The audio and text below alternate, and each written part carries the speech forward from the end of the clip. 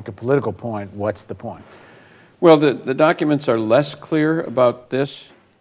But what looks to be, there are many, many documents that say, look, this is going to give me a hammer on those boys, meaning the Russians. That's the president talking.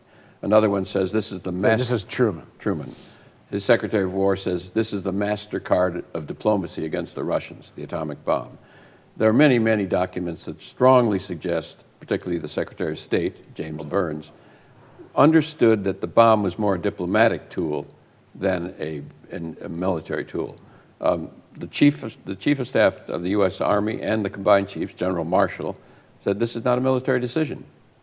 It has nothing to do with the military. It's maybe a diplomatic, political, other kind of decision, but it's not a military decision.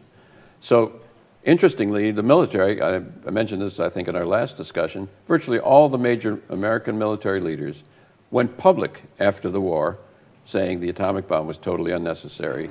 Some called it barbaric. The president's chief of staff went public. Can you imagine the chief of staff saying, and he was a good friend of the president, said, this is barbarism. I wasn't taught to kill children and women. So that's very clear. The strongest evidence is, and you can't prove this with the available documents, that it was mainly aimed at the Russians because they want to use it as political pressure and political weapon, both in Eastern Europe and in Asia, where the Cold War really was starting. And even though the